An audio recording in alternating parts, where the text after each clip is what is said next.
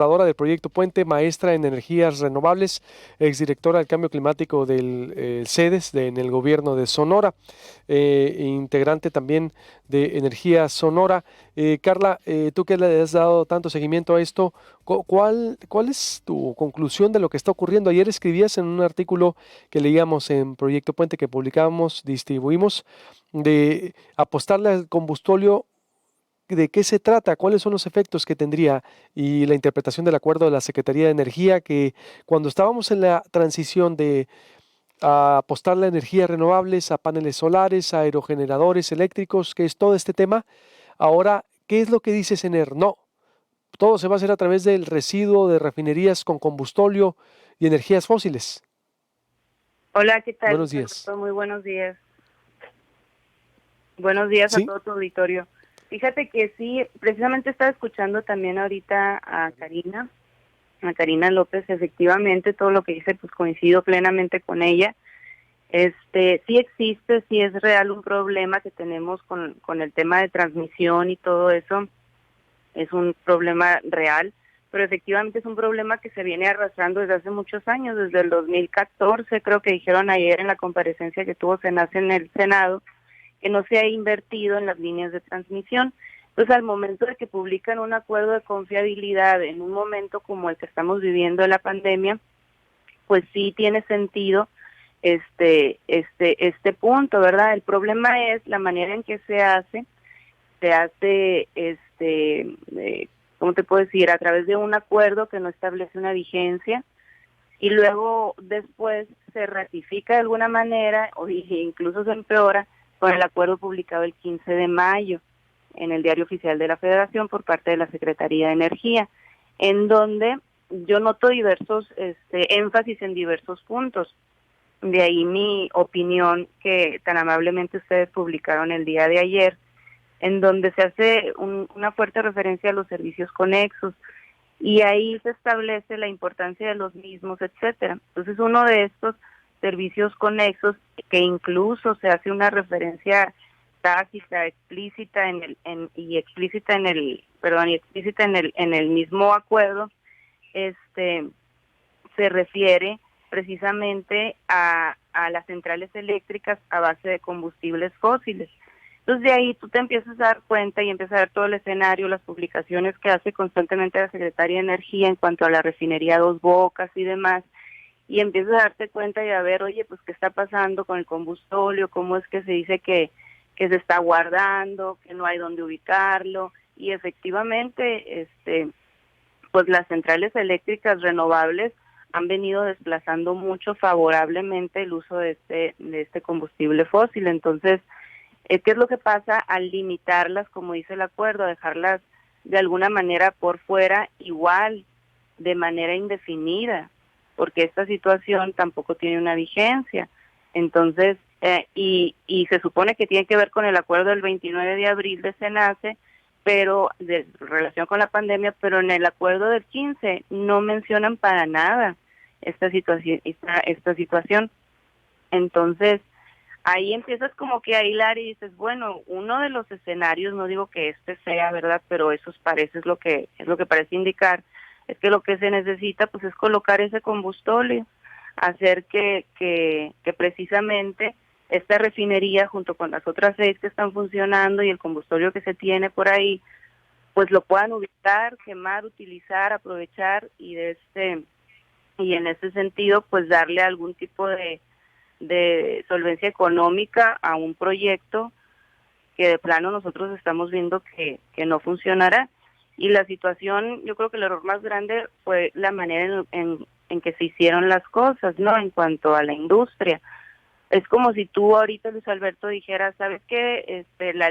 Quiero poner paneles solares en mi casa, voy a CFE, me dicen los requisitos, invierto, gasto 100,000 pesos en poner, vamos a suponer, unos, no sé, 4 kilos en tu casa, los instalas y a la hora de la hora, CFE te dice siempre no te puedes conectar porque tenemos problemas por lo que tú quieras, pero te dice no te puedes conectar, y tu inversión, la que ya hiciste, ¿qué vas a hacer? ¿No? Pues es lo mismo, más que aquí estamos hablando de miles de millones de dólares, de miles de empleos, de un efecto efectivamente en la salud, o sea, una serie de consecuencias pues bastante graves, ¿no? A ver, a los que tienen ahorita paneles solares, ¿les afecta esto? Por lo pronto no, por el momento no se ven afectados.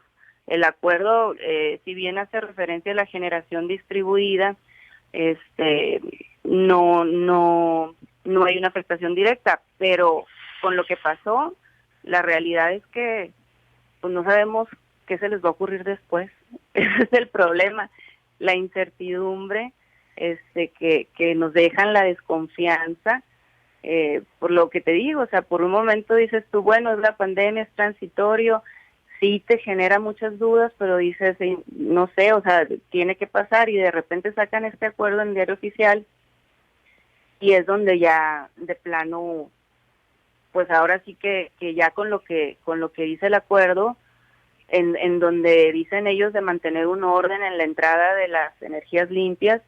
Híjole, pues sí, pero no dicen cuál es ese orden, hasta cuándo va a pasar esto. Si ellos se refieren a que se estabilice el sistema porque hubo una baja muy fuerte, pues estamos hablando de por lo menos un año o más, según lo que me dicen técnicos. Entonces, tú te imaginas por alguien que invirtió millones de dólares en un proyecto así, parado durante un año, pagando consecuencias de lo mismo. O sea, ellos tienen contratos hechos, tenían la confianza de una legislación vigente, y ahorita pues están en total estado de indefensión. ¿Afecta entonces a los que invirtieron en energía renovable? Primero. Nos afecta de manera directa o indirectamente a todos. Directamente a los que invirtieron, por supuesto, porque muchos de ellos pudieron tener contratos bilaterales en donde se establecen incluso penalidades. Hay un proyecto de inversión, hay en donde tú dices voy a invertir tanto, pero a partir de entonces empieza a ganar, hay préstamos, créditos con la banca que se van a ver afectados.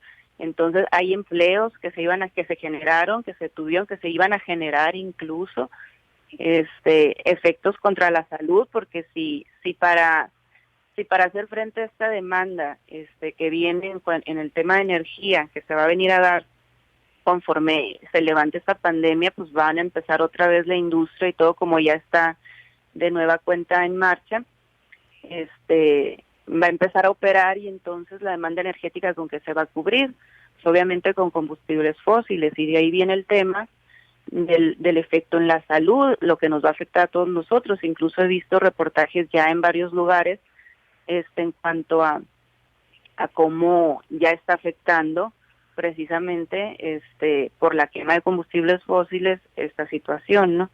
Uh-huh. Es decir, se le está apostando a que todo el combustible, el combustóleo, el residuo de refinerías sea ahora la energía o la materia prima para generar la energía. Ya lo ha sido, pero se había estado desplazando, de alguna manera la matriz energética había estado moviéndose, pero con esta situación pues volvemos a años pasados, ¿no? Y como bien decía Karina, pues también tenemos acuerdos firmados como el Acuerdo de París, que está ratificado por el Senado, está sancionado, entonces, y que no vamos a cumplir. Teníamos nosotros que llegar al 35% precisamente de energía limpia en el 2024. Tenemos una capacidad instalada para energías limpias como el 31%, solo se está generando el 23%. Ahora con esta limitante, pues no vamos a llegar, entonces vamos a incumplir con los acuerdos que teníamos, ¿no? Teníamos también una meta, la vamos a ponerle de línea base no condicional 2030, de disminuir alrededor del 51% el carbono negro, el 22% de gases de efecto invernadero, y esto es no condicionada, ¿no? O sea, condicionada a financiamiento y tecnología, pues es más. Entonces, realmente, pues a dónde vamos a llegar, no limitándolos. Digo, hay cosas que se entienden, el problema es la forma en la que se está haciendo, violando totalmente el Estado de Derecho. Uy, entonces dices, afecta las inversiones en proyectos de energías renovables, empleos, acuerdos bilaterales, retrocedemos al apostar a generar energía con residuos, combustóleo, Carla, y a Sonora especialmente, ¿tienes alguna medición económica o de impacto empresarial? Es decir, ¿ya se está midiendo en Sonora este impacto? Sí, incluso fíjate que ahí yo veo un excelente trabajo del clúster de energía sonora que por ahí está liderando Coparmex. Ellos, incluso hay un chat, tenemos un chat, un WhatsApp ahí en donde constantemente están mandando información, datos bastante actualizados. En cuanto a Sonora, son 7 proyectos los que se van a ver afectados o los que se están viendo afectados ya. Son 4 proyectos que están en pruebas o por iniciar pruebas y que se pararon por completo a través de este acuerdo. Y son 3 proyectos que están en construcción. Estamos hablando más de 960 millones de dólares de inversión, alrededor de 6,000 empleos y más de 1.3 toneladas de dióxido de carbono que se iban a dejar de emitir a la atmósfera. Y pues ¿Cuántas, que perdón? obviamente ¿Cuántas toneladas? ¿Cuántas? 1.3 millones Pero ¿cómo? Desde Sonora. de Sonora nada más. Sí, esto según datos directamente publicados de la Asociación Mexicana de Energía Solar y de la Asociación Mexicana de Energía Eólica, ¿no? Ujú. De dióxido de carbono, ojo, íbamos a evitar 1.3 millones de toneladas de dióxido de carbono y ahora, pues con esto queda la incertidumbre. ¿Cuánto? ¿Me puedes repetir la cifra de millones de dólares y empleos? Son, son 5,945 exactamente lo que manejan estas asociaciones de empleos, ¿no? Perdidos. Así es. ¿Y 900 cuántos millones de dólares? 967 millones de dólares de inversión Uf, de 3 proyectos. de 7 proyectos. Ah, 7 Son proyectos en 4 Sonora. proyectos que están en prueba, que ya están construidos, ya están terminados. Las pruebas es la última parte para poderte conectar a la red eléctrica. Ujú. Precisamente estos proyectos ya terminados y demás que ya tenían, como quien dice, el banderazo de salida, pues son los más afectados, ¿no? Y otros 3 proyectos que están en etapa de construcción. Todos de Entonces, energías renovables, ¿verdad? sí, todos son de energía renovable. Pues qué fuerte. Carla, conclusión, maestra, con esto. Híjole, la verdad es que estamos frente a una situación difícil de enfrentar, precisamente por la incertidumbre. Nosotros podemos pensar, Esa darle, inversión ya está perdida, perdón, esos 967 millones de dólares. no es que sea una inversión perdida, es el Pues se dinero. afectó, pues está Exactamente, incertidumbre, está la incertidumbre. exactamente, así es. Entonces, y precisamente esa incertidumbre es lo que nos va a llevar a que, pues a que otras empresas ya decidan siempre no invertir aquí. Quién sabe qué va a pasar con las plantas que ya están terminadas, te digo, en entrada de operación. Aquí lo que sigue, y lo dijo el presidente López Obrador, pues es ahora meterle lana a los amparos. Es dinero que en un proyecto tan grande, pues la verdad es que pues les va a afectar mucho, nos va a afectar mucho. Pero es lo que sigue, pues defenderse, pero el defenderse del Estado, ¿qué significa? ¿Qué implicaciones trae de certidumbre? Por ahí decían, no, es que se va a privilegiar la inversión nacional. No es cierto, porque en ninguna parte dice que se va a privilegiar la inversión nacional, simplemente pararon, limitaron y utilizaron esa palabra, limitar las energías limpias, ¿no? Entonces,